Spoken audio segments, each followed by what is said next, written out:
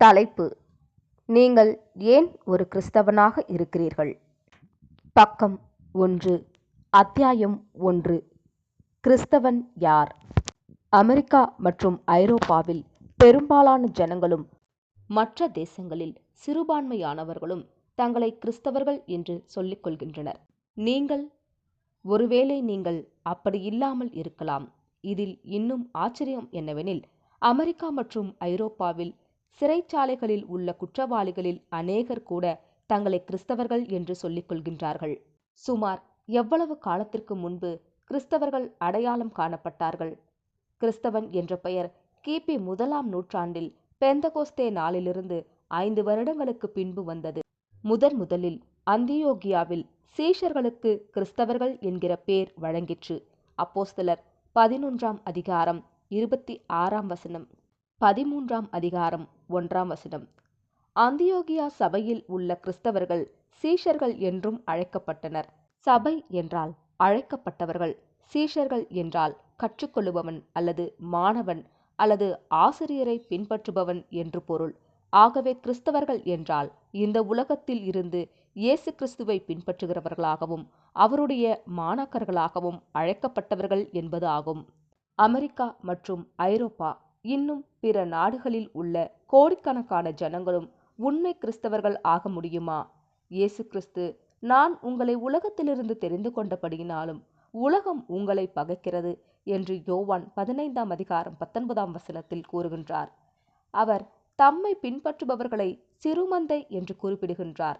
லூக்கா 12ஆம் அதிகாரம் 32ஆம் வசனம். இயேசு கிறிஸ்து தன்னை பின்பற்றி வருகிற சீஷர்களுக்கு கடினமான நிபந்தனைகளை வைத்தார். கிறிஸ்தவர்கள் என்ன செய்கிறார்கள் எனும் தலைப்பின் கீழ் காணலாம். இயேசு கிறிஸ்துவின் சீஷர்கள் சத்தியத்தை அறிந்து அதற்கு கீழ்ப்படிவார்கள். இயேசு யோவான் 8ஆம் அதிகாரம் 31-32ஆம் வசனங்களில், நீங்கள் என் உபதேசத்தில் நிலைத்திருந்தால் மெய்யாகவே என் சீஷராய் இருப்பீர்கள், சத்தியத்தையும் அறிவீர்கள், சத்தியம் உங்களை விடுதலையாக்கும் என்று கூறியுள்ளார். இயேசுவின் சீஷர்கள் அவரது உபதேசத்தில் நிலைத்திருப்பார்கள். அதாவது அனுதினமும் வேதாகமத்தை வாசிப்பார்கள். அவர்கள் சத்தியத்தை அறிகிற அறிவை அடைவார்கள். அதன்பின் அவருடைய சீஷர்களாய் இருப்பதற்கு தங்களுக்கு உண்டான எல்லாவற்றையும் வெறுப்பார்கள். லூக்கா 14ஆம் அதிகாரம் 33ஆம் வசனம். மேலும் மார்க் 8ஆம் அதிகாரம் 35ஆம் வசனத்தில், தன் ஜீவனை ரட்சிக்க விரும்புகிறவன் அதை இழந்து போவான், என் நிமித்தமாகவும் சுவிசேஷத்தின் நிமித்தமாகவும் தன் ஜீவனை இழந்து போகிறவன் அதை ரட்சித்துக் கொள்ளுவான் என்று இயேசு கூறியுள்ளார். அதாவது நம்முடையவைகள் அனைத்தையும் கிறிஸ்துவுக்கு ஒப்பு கொடுத்து அவருடைய சித்தத்தின்படி அதை அவருடைய ஊழியத்திற்கு பயன்படுத்த வேண்டும். மேலுமாக சீஷத்துவத்துக்கான கடினமான உபதேசங்களை பற்றி லூக்கா 14ஆம் அதிகாரம் 26ஆம் வசனத்தில் காணலாம். ஒருவன் தன் தகப்பனையும் தன் தாயையும் மனைவியையும் பிள்ளைகளையும் சகோதரரையும் சகோதரிகளையும் தன் ஜீவனையும் வெறுக்காவிட்டால், குறைவாக அன்பாயிருந்தால் எனக்கு சீஷனாய் இருக்க மாட்டான் என்றும், மேலும் லூக்கா 9ஆம் அதிகாரம் 23ஆம் வசனத்தில், ஒருவன் என் பின்னே வர விரும்பினால் அவன் தன்னைத்தான் வெறுத்து தன் சிலுவையை அனுதினமும் எடுத்துக்கொண்டு என்னை பின்பற்ற கடவன் என்றும் குறிப்பிட்டுள்ளார். ஒரு கிறிஸ்தவனாக இருப்பதற்கு இயேசு தன்னுடைய சீஷர்களுக்கு கொடுத்த கட்டளைகள் மெய்யாகவே அதிகாரபூர்வமானவைகள். சிறுமந்தை மட்டும்தான் தகுதி அடைய முடியும் என்று இயேசு கிறிஸ்து முன்குறித்துள்ளாரா? ஆம். மத்தேயு 7ஆம் அதிகாரம் 22-23 வசனங்களில் சொல்லப்பட்டது போல அநேகர் தங்களை கிறிஸ்தவர்கள் என்று கூறிக்கொள்ளுவார்கள். அந்நாட்களில் அநேகர் என்னை நோக்கி, கர்த்தாவே, கர்த்தாவே, உமது நாமத்தினாலே தீர்க்க தரிசனம் உரைத்தோம் அல்லவா? உமது நாமத்தினாலே பிசாசுகளை துரத்தினோம் அல்லவா? உமது நாமத்தினாலே அநேக அற்புதங்களை செய்தோம் அல்லவா என்பார்கள். அப்பொழுது, அக்கிரம செய்கைக்காரரே, என்னை விட்டு அகன்று போங்கள் என்று அவர்களுக்கு சொல்லுவேன் என்றார். ஆம், சீஷத்துவத்துக்கான நிபந்தனைகள் அதிகாரபூர்வமானவைகள். உண்மையான கிறிஸ்தவர்கள் தங்கள் ஆரோக்கியத்திற்காகவும் வருமானத்திற்காகவும் தேவனை தேடமாட்டார்கள். மாறாக இந்த வாழ்க்கையில் 100 மடங்கு ஆவிக்குரிய ஆசீர்வாதங்களையும் மறுமையில் நித்திய ஜீவனையும் பெற்றுக்கொள்ளுவார்கள். மார்க் 10ஆம் அதிகாரம் 30ஆம் வசனம். உலக கலாச்சாரத்தில் கிறிஸ்தவர்கள் என்பது பெரும்பாலானோரை குறிப்பதாக இருக்கின்றது. ஆனால் வேதத்தின்படி கிறிஸ்தவர்கள் என்பது சிறப்பாக வாழ்க்கை முறையை கொண்ட சிறுபான்மையினரை குறிப்பதாக இருக்கின்றது. நிச்சயமாக கோடிக்கணக்கான ஜனங்கள் கிறிஸ்துவிற்காக எல்லாவற்றையும் இழக்கவில்லை. ஆனால் நீங்கள் இயேசுவை பின்பற்ற எல்லாவற்றையும் விட்டுவிட்டீர்களா? ஏன் சிலர் கிறிஸ்தவர்களாக மாறுகின்றனர் எனும் தலைப்பின் கீழ் காணலாம். சிலர் கிறிஸ்தவர்களாக மாறுவதற்கு காரணம் நித்திய நியாய தீர்ப்பை குறித்த பயமாகும். பாவத்தின் சம்பளம் மரணம். தேவனுடைய கிருபை வரமோ நம்முடைய கர்த்தராகிய இயேசு கிறிஸ்துவினால் உண்டான நித்திய ஜீவன். ரோமர் 6:23. ஆனால் தேவன் நம்மை ரட்சித்து நம்முடைய பாவங்களை அவருடைய நாமத்தின் நிமித்தம் மன்னிக்கின்றார். 25 இதைப் போலவே பவுல் எபேசியர் 1:7 அவருடைய தேவனுடைய கிருபையின் ஐஸ்வர்யத்தின்படியே இவருடைய இரத்தத்தினாலே பாவ மன்னிப்பாகிய மீட்பு இவருக்குள் நமக்கு உண்டாயிருக்கிறது என்று கூறுகிறார். மேலும் சிலர் தங்களுடைய சுயலாபத்திற்காகவும் சுய ஜீவியத்திற்காகவும் செல்வாக்கிற்காகவும் கிறிஸ்தவர்களாக மாறுகின்றனர். அவர்கள் இரகசிய ராஜ்யத்தின் மீது நம்பிக்கை வைத்து அதன் மூலம் தங்களுடைய தேவைகள் பூர்த்தி செய்யப்படும் என்றும் விசுவாசிக்கின்றனர். எவ்வளவு துக்கமான காரியம்! கிறிஸ்தவர்களின் மேன்மை தேவன் நமக்கு என்ன செய்ய போகிறார் என்பதை குறித்து இல்லாமல் நாம் தேவனை மகிமைப்படுத்த என்ன செய்ய வேண்டும் என்பதை பொறுத்தே இருக்கிறது. 31 நினைவு கூறுவோம். உமது நாமத்தின் நிமித்தம் எனக்கு வழிகாட்டி என்னை நடத்தி அருளும். சுயநலமுள்ள கிறிஸ்தவர்களும் உண்மை கிறிஸ்தவர்களும் எனும் தலைப்பின் கீழ் காணலாம். கொரிந்து சபையில் சுயநலமுள்ள கிறிஸ்தவர்கள் அநேகர் இருந்தனர். இவர்களை பவுல் 1 கொரிந்தியர் 4:8-14 கடிந்து குறிப்பிட்டுள்ளார். இப்பொழுது திருப்தி அடைந்திருக்கிறீர்களே, இப்பொழுது ஐஸ்வர்யவான்களாயிருக்கிறீர்களே, எங்களையல்லாமல் ஆளுகிறீர்களே. நீங்கள் ஆளுகிறவர்களானால் நலமாயிருக்கும். அப்பொழுது உங்களுடனே கூட நாங்களும் ஆளுவோமே. எங்களுக்கு தோன்றுகிறபடி தேவன் அப்போஸ்தலர்களாகிய எங்களை மரணத்திற்கு குறிக்கப்பட்டவர்கள் போல கடைசியானவர்களாக காணப்பட பண்ணினார். நாங்கள் உலகத்துக்கும் தூதருக்கும் மனுஷருக்கும் வேடிக்கையானோம். நாங்கள் கிறிஸ்துவின் நிமித்தம் பைத்தியக்காரர், நீங்கள் கிறிஸ்துவின் புத்திசாலிகள். நாங்கள் கனவீனர். இந்நேரம் வரைக்கும் பசியுள்ளவர்களும் தாகமுள்ளவர்களும் நிர்வாணிகளும் குட்டுண்டவர்களும் தங்க இடமில்லாதவர்களுமாய் இருக்கிறோம். எங்கள் கைகளினாலே வேலை செய்து பாடுபடுகிறோம். வையப்பட்டு ஆசிர்வதிக்கிறோம். துன்புறுத்தப்பட்டு சகிக்கிறோம். தூஷிக்கப்பட்டு வேண்டிக் கொள்ளுகிறோம். இந்நாள் வரைக்கும் உலகத்தின் குப்பையைப் போலவும் எல்லோரும் துடைத்து போடுகிற அழுக்கை போலவும் ஆனோம். உங்களை வெட்கப்படுத்தும்படிக்கு நான் இவைகளை எழுதவில்லை. நீங்கள் எனக்கு பிரியமான பிள்ளைகள் என்று உங்களுக்கு புத்தி சொல்லுகிறேன். இங்கு சுயநலம் உள்ள கிறிஸ்தவர்களை உண்மை கிறிஸ்தவர்கள் ஆகும்படி பவுல் கண்டித்து கூறுகிறார். ஆகையால் என்னை பின்பற்றுகிறவர்கள் ஆகுங்கள் என்று உங்களுக்கு புத்தி சொல்லுகிறேன். நான் கிறிஸ்துவை பின்பற்றுகிறது போல நீங்களும் என்னை பின்பற்றுகிறவர்களாய் இருங்கள். 1 கொரிந்தியர் 4:16 1 கொரிந்தியர் 11:1 கிறிஸ்துவின் மாதிரிகளை பின்பற்றியதால் பவுலுக்கு பொருளாதாரத்தில் தரித்திரமும், தேவனுடைய ஊழியத்தை செய்யும் போது இயேசு தரித்திரத்தை அனுபவித்தாரா? அவர் ஐஸ்வர்யம் உள்ளவராயிருந்தும் நீங்கள் அவருடைய தரித்திரத்தினாலே ஐஸ்வர்யவான்கள் ஆகும்படிக்கு உங்கள் நிமித்தம் தரித்திரரானாரே. 2 கொரிந்தியர் 8:9 கிறிஸ்தவர்கள் ஐஸ்வர்யவான்களாக வேண்டும் என்கிற தேவனுடைய திட்டத்தை நிறைவேற்றும் பிரதிநிதியாக இயேசு கிறிஸ்து தரித்திரத்தை அனுபவித்தார். ஆனால் இயேசு செழுமையானவர் என்று அவர்கள் கூறுகின்றனர். அவருடைய முந்தைய பரலோக மகிமையை ஒப்பிட்டு பார்க்கும்போது அவர் உண்மையில் தரித்திரரானார். இயேசு தன்னுடைய தரித்திரத்தை குறித்து லூக்கா 9:58 நரிகளுக்கு குழிகளும் ஆகாயத்து பறவைகளுக்கு கூடுகளும் உண்டு, குமாரனுக்கோ தலை சாய்க்க இடமில்லை என்றார். இந்த காரியத்தை இயேசு தன்னிடத்தில் வந்து, ஆண்டவரே, நீர் எங்கே போனாலும் உம்மை பின்பற்றி வருவேன் என்று முந்தைய வசனத்தில் கூறிய சீஷன் ஒருவரிடம் சொன்னார். இயேசுவை பின்பற்றினால் தரித்திரத்தில் வாழ வேண்டும் என்று அர்த்தமல்ல. அதற்கு பதிலாக நமக்குரிய எல்லாவற்றையும், பண ஆசையையும் எல்லா செல்வாக்கையும் இயேசுவிற்காக தியாகம் செய்வதாகும். நீங்களும் உங்களுக்கு சொந்தமான எல்லாவற்றையும் கிறிஸ்துவுக்கு ஒப்பு கொடுத்திருக்கிறீர்களா? கிறிஸ்துவத்தை தங்கள் சுயலாபத்திற்காக உபயோகிக்கிறவர்களை இப்பிரபஞ்சத்தின் தேவனான பிசாசு 2 கொரிந்தியர் 4:4 கிறிஸ்துவை சார்ந்த கிறிஸ்தவர்களாக வாழ்வதற்கு பதிலாக சுயநலமுள்ள கிறிஸ்தவர்களாக வாழ அவர்கள் விரும்பும் வரை அவர்களுக்கு வெள்ளித்தட்டில் உலகத்தை கொடுக்க ஆவல் உள்ளவனாய் இருக்கிறான். மத்தேயு 4:8-11 இயேசு கிறிஸ்து தம்முடைய ஊழிய வாழ்க்கையில் சுயத்தையும் இச்சைகளையும் தியாகம் செய்து தம்முடைய பரலோக பிதாவின் சித்தத்தை செய்ய தம்மை முழுவதும் ஒப்பு கொடுத்து வாழ்ந்தார். மேலும் அதற்காகவே தம்முடைய ஆத்துமாவை மரணத்தில் ஊற்றினார். எபிரேயர் 10:9, ஏசாயா 53:12. வேதாகமம் இந்த பலியின் ஜீவியத்தை விளக்க அநேக அடையாளங்களை குறிப்பிடுகின்றது. உதாரணமாக மிருகங்களின் பலியை குறித்து ஆசரிப்பு கூடாரத்தில் காண்கிறோம். அதே போல இயேசுவின் முழுக்கு ஞானஸ்தானம் பிதாவின் சித்தத்தை செய்ய தம்மை முழுமையாக ஒப்பு கொடுப்பதை சித்தரிக்கின்றது.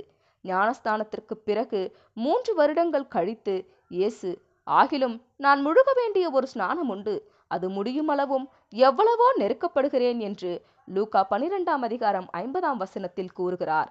இயேசு கிறிஸ்து பிதாவின் சித்தத்தை செய்ய தன்னை முழுமையாக அர்ப்பணித்தார் என்பது எல்லாருக்காகவும் தன்னை தியாகம் செய்து அப்போஸ்தலர் 20:35 சத்தியத்தின் நிமித்தம் உபத்திரவப்பட்டு 69 சங்கீதம் 7-9 சிலுவையை சகித்தார். எபிரேயர் 12:2-3 என்பதன் மூலம் தெரிகிறது. உமது மகிமையிலே எங்களில் ஒருவன் உமது வலது பார்சத்திலும் ஒருவன் உமது இடது பார்சத்திலும் உட்கார்ந்திருக்கும்படி அருள் செய்ய வேண்டும் என்று யாக்கோப்பும் யோவானும் கேட்டபொழுது இயேசு, நான் குடிக்கும் பாத்திரத்தில் நீங்கள் குடிக்கவும் நான் பெறும் ஸ்நானத்தை நீங்கள் பெறவும் உங்களால் கூடுமா என்றார். மார்க் 10:35-39.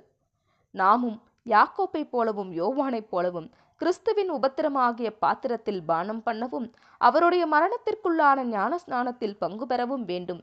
இதைத்தான் பவுல், நாம் அவரோடே கூட மரித்தோமே ஆனால் அவரோடே கூட பிழைத்தும் இருப்போம், அவரோடே கூட பாடுகளை சகித்தோமே ஆனால் அவரோடே கூட ஆளுகையும் செய்வோம் 2 தீமோத்தேயு 2:11-12 என்று கூறுகிறார். கிறிஸ்தவனாக வாழ வேண்டும் என்பதன் அர்த்தம் சுயபோக ஜீவியத்தில் வாழ்வது என்று அல்ல, மாறாக கடைசி வரை கிறிஸ்துவோடு கூட பாடுகளை சகிப்பது ஆகும். நாம் கிறிஸ்தவர்கள் என்பதன் காரணம் எனும் தலைப்பின் கீழ் காணலாம். ரோமர் 6:3 பவுல் நம்முடைய உண்மை ஞானஸ்நானத்தை பற்றி கூறும்போது, கிறிஸ்து இயேசுவுக்குள்ளாக ஞானஸ்நானம் பெற்ற நாம் அனைவரும் அவருடைய மரணத்திற்குள்ளாக ஞானஸ்நானம் பெற்றதை அறியாமல் இருக்கிறீர்களா என்று கேட்கிறார். ஆம், நாமும் சுயத்திற்கு மரித்து இயேசு கிறிஸ்துவின் பலியின் ஜீவியத்தை பின்பற்ற வேண்டும். அதாவது இந்த உலகத்தின் சந்தோஷமும் ஆசைகளும் தேவனுடைய ஊழியத்தை செய்வதில் பாவமாக இராவிட்டாலும் ஆசைகளை தியாகம் செய்து வாழ வேண்டும். 1 கொரிந்தியர் 15:29 பவுல் கிறிஸ்தவர்களை குறித்து மரித்தவர்களுக்காக ஞானஸ்நானம் பெறுகிறவர்கள் என்று கூறுகிறார். தேவனுடைய பார்வையில் மனுக்குலத்தில் கிறிஸ்தவர்களை தவிர மற்ற ஜனங்கள் அக்கிரமங்களினாலும் பாவங்களினாலும் மரித்தவர்கள். எபேசியர் 2:1 அக்கிரமங்களினாலும் பாவங்களினாலும் மரித்தவர்களாக இருக்கிறார்கள். ஆகவேதான் கிறிஸ்து மரித்தோர் தங்கள் மரித்தோரை அடக்கம் பண்ணட்டும் என்று கூறுகிறார். மத்தேயு 8:22 நீங்கள் ஏன் கிறிஸ்தவராக இருக்கிறீர்கள்? கிறிஸ்துவின் மரணத்தில் பங்கு பெறுவதன் மூலம் முழு மனுக்குலமும் ஆசீர்வதிக்கப்படும். நீங்கள் இயேசுவோடு கூட பாடுகளை அனுபவித்து மரித்தால், மரித்தோருக்காக ஞானஸ்நானம் பெற்றால், அவரோடு கூட எழுப்பப்பட்டு 2 தீமோத்தேயு 2:11-12 ராஜாக்களாகவும் ஆசாரியர்களாகவும் 1000 வருடங்கள் ஆட்சி செய்து மரித்து கொண்டிருக்கிற மனுக்குலம் முழுவதையும் ஆசீர்வதிப்பீர்கள். வெளிப்படுத்தல் 20:6 சுருக்கமாக வேதம் கூறுகிறதாவது: 1. உண்மை கிறிஸ்தவர்கள் எண்ணிக்கையில் மிக குறைவாக ஒரு சிறுமந்தையாக இருப்பார்கள். 2. சீஷர்களுக்கான நிபந்தனை கடினமானதாகும். 3. கிறிஸ்தவர்கள் கிறிஸ்துவின் பூமிக்குரிய 1000 வருட அரசாட்சியில் அவரோடு கூட ஆளுகை செய்து மரித்த நிலையில் உள்ள இந்த மனுக்குலத்தை ஆசீர்வதிப்பார்கள். அத்தியாயம் 2 தேவன் முழு மனுக்குலத்தையும் இந்த காலப்பகுதியிலேயே மாற்ற முயற்சி செய்கிறாரா எனும் தலைப்பின் கீழ் காணலாம். இயேசு ராஜ்யத்தினுடைய இந்த சுவிசேஷம் பூலோகமெங்கிலும் உள்ள சகல ஜாதிகளுக்கும் சாட்சியாக பிரசங்கிக்கப்படும், அப்பொழுது முடிவு வரும் என்று வாக்குத்தத்தம் பண்ணினார். மத்தேயு 24:14. இந்த காலம் மட்டுமே சகல ஜனங்களுக்கும் ரட்சிப்பு உண்டாகும் காலம் என்ற இந்த வாக்குத்தத்தம் கூறுகின்றதா? பொதுவாக எல்லோரும் மற்றும் ஒவ்வொருவர் ஆகிய 2 வார்த்தைகளும் வேதாகமத்தில் முக்கியமான வார்த்தைகள் ஆகும். லூக்கா 2:10 தேவதூதன் இயேசுவின் பிறப்பை குறித்து கூறும்போது, இதோ எல்லா ஜனத்துக்கும் மிகுந்த சந்தோஷத்தை உண்டாக்கும் நற்செய்தியை உங்களுக்கு அறிவிக்கிறேன் என்று கூறினான். வசனம் 30 மற்றும் 31 எல்லா ஜனத்துக்குமான ரட்சிப்பை குறித்து கூறுகிறது. 1 தீமோத்தேயு 4:10 எல்லா மனுஷருக்கும் இரட்சகர் தேவன் என்று வேதம் கூறுகிறது. இயேசு கிறிஸ்து எல்லோருக்காகவும் மரித்த பொதுவான கருத்தை 1 கொரிந்தியர் 15:22 காணலாம். ஆதாமுக்குள் எல்லாரும் மரிக்கிறது போல கிறிஸ்துவுக்குள் எல்லாரும் உயிர்ப்பிக்கப்படுவார்கள். இதை போலவே ரோமர் 5:18 பார்க்கும்போது, ஒரே மீறுதலினாலே எல்லா மனுஷருக்கும் ஆக்கினைக்கு ஏதுவான தீர்ப்பு உண்டானது போல ஒரே நீதியினாலே எல்லா மனுஷருக்கும் ஜீவனை அளிக்கும் நீதிக்கு ஏதுவான தீர்ப்பு உண்டாயிற்று என்று மனுஷருக்கும் ஜீவனை அளிக்கும் நீதிக்கு ஏதுவான தீர்ப்பு உண்டாயிற்று என்று குறிப்பிடப்பட்டுள்ளது. தகப்பனாகிய ஆதாம் பாவம் செய்ததால் அவனது அறையிலிருந்து பிறவாத சந்ததியும் பாவத்திற்குள்ளானது. அதனால்தான் எல்லோரும் பாவத்திலும் துர்க்குணத்திலும் உருவாகி மரணத்திற்கு பாத்திரரானார்கள். அனுபவம் இன்மையால் ஆதாம் கீழ்ப்படியாமைக்குள்ளாவான் என்று தேவன் அறிந்திருந்தார். இதனை 1 பேதுரு 1:19-20 காணலாம். அதாவது ஆதாம் சிருஷ்டிக்கப்படுவதற்கு முன்னே குறிக்கப்பட்டிருந்த கிறிஸ்துவின் இரத்தத்தை குறித்து கூறுகிறது. ஆகவே ஆதாமுக்குள் எல்லோரும் மரித்ததால் இயேசு கிறிஸ்து தேவனுடைய கிருபையினால் ஒவ்வொருவருக்காகவும் மரணத்தை ருசி பார்க்க வேண்டியது அவசியமாயிற்று. எபிரேயர் 2:9 யோவான் 1:17 இயேசு கிறிஸ்துவை குறித்து தன்னால் எல்லோரும் விசுவாசிக்கும்படி அந்த ஒளி என்று கூறப்பட்டுள்ளது. வசனம் 9 அவரை குறித்து உலகத்திலே வந்து எந்த ஒவ்வொரு மனுஷனையும் பிரகாசிப்பிக்கிற ஒளியே அந்த மெய்யான ஒளி என்றும் கூறப்பட்டுள்ளது. இது எப்படி சாத்தியமாகும்? கோடான கோடி ஜனங்கள் கிறிஸ்துவுக்கு முன் மரித்துள்ளனரே, அவர்கள் ஒருபோதும் அந்த மெய்யான ஒளியை கண்டதில்லை. அவர்கள் இயேசு எனும் நாமத்தையும் கேள்விப்பட்டதில்லை. இயேசு மரித்த பின்னும் மரித்து போன கோடிக்கணக்கானோர் நாம் ரட்சிக்கப்படும்படிக்கு வானத்தின் கீழெங்கும் மனுஷர்களுக்குள்ளே கட்டளையிடப்பட்ட அவருடைய ஒரே நாமத்தை ஒருபோதும் கேள்விப்படவில்லை. அப்போஸ்தலர் 4:12 நீங்கள் வேதாகமத்தை விசுவாசிக்கிற கிறிஸ்தவர்களானால் ஒருவரும் தங்கள் அறியாமையினாலே ரட்சிக்கப்படாமல் இயேசுவை தங்கள் இரட்சகராக ஏற்றுக்கொள்ளுவதன் மூலமே ரட்சிக்கப்படுவார்கள் என்பதை அறிந்திருக்கிறீர்கள். இது ஒரு முரண்பாடான கருத்தாக தோன்றுகிறது.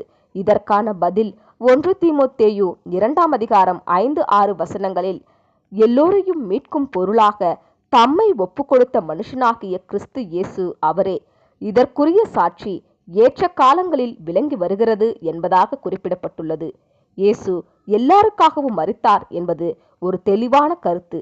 இயேசு எல்லாருக்காகவும் மரித்தார் என்றால் ஏன் எல்லோருக்கும் இந்த நற்செய்தியை கேட்கும் வாய்ப்பு கொடுக்கப்படவில்லை? இதற்கு பொருத்தமான பதில் ஏற்ற காலங்கள் என்ற பதத்தில் இருக்கின்றது. எல்லாரையும் மீட்கும் பொருளாகிய கிறிஸ்துவின் சாட்சி ஏற்ற காலங்களில் விளங்கி வருகிறது என்று கூறப்பட்டுள்ளது. இந்த கிறிஸ்துவ யுகமே தேவன் சபையாக அழைத்தவர்களுக்கு ஏற்ற காலமாக இருக்கிறது. மற்ற எல்லா ஜனங்களுக்கும் கிறிஸ்துவின் 1000 வருட அரசாட்சியே ஏற்ற காலமாக இருக்கிறது. தற்காலம் அனைவரும் இயேசுவின் நாமத்தை கேட்பதற்குரிய காலம் அல்ல. இயேசு கிறிஸ்துவின் முதலாம் வருகைக்கும் 2ஆம் வருகைக்கும் இடைப்பட்ட காலத்தில் தேவன் உலகத்தை மாற்ற முயற்சி செய்யவில்லை. அப்படி செய்தார் என்றால் அவர் தோல்விதான் அடைய நேரிடும். ஏறத்தாழ 2000 வருடத்திற்கு பிறகு உலகின் 1/3 குறைவான ஜனங்களே தங்களை கிறிஸ்தவர்கள் என்று கூறிக்கொள்கின்றனர். உண்மை என்னவெனில் சுவிசேஷம் இவ்வுலகிற்கு சாட்சியாக அறிவிக்கப்படும் என்றுதான் இயேசு கூறியுள்ளாரே ஒழிய இந்த யுக முடிவுக்கு முன் உலகம் மாற்றப்படும் என்று குறிப்பிடவில்லை. மார்க் 4:11-12 தேவன் இவ்வுலகத்தை இப்பொழுது மாற்ற முயற்சி செய்யவில்லை என்பதை சிறப்பாக எடுத்து காட்டுகிறது. இயேசு தன்னுடைய சீஷர்களிடம், தேவனுடைய ராஜ்யத்தின் ரகசியத்தை அறியும்படி உங்களுக்கு அருளப்பட்டது, புறம்பே இருக்கிறவர்களுக்கோ இவைகளெல்லாம் உவமைகளாக சொல்லப்படுகிறது. அவர்கள் குணப்படாதபடிக்கும் பாவங்கள் அவர்களுக்கு மன்னிக்கப்படாதபடிக்கும் அவர்கள் கண்டும் காணாதவர்களாகவும் கேட்டும் உணராதவர்களாகவும் இருக்கும்படி இப்படி சொல்லப்படுகிறது என்றார். இந்த வேதாகம பகுதியை நன்கு சிந்தித்து பார்க்க வேண்டும். இயேசு எல்லோருக்காகவும் மரித்தார் என்றால் ஏன் தேவனே அநேகர் வேதாகமத்தை முற்றிலும் புரிந்து கொள்ள முடியாதபடிக்கும் குணப்படாதபடிக்கும் பாவங்கள் அவர்களுக்கு மன்னிக்கப்படாதபடிக்கும் ஏற்பாடு செய்திருக்கிறார்? வேதாகமம் சாதாரண பாடப்புத்தகத்தை போல எழுதப்படவில்லை. தேவன் வேதாகமத்தை விசேஷித்த விதமாக அடையாளங்களினாலும் உவமைகளினாலும் எழுதியிருக்கிறார். ஆகவேதான் அநேகர் குணப்படாமலும் பாவங்கள் மன்னிக்கப்படாமலும் இருக்கின்றனர். இதனால்தான் 250க்கும் மேற்பட்ட கிறிஸ்தவ மத அமைப்புகளும் அவற்றுள் அநேக வித்தியாசமான கருத்துகளும் காணப்படுகின்றன.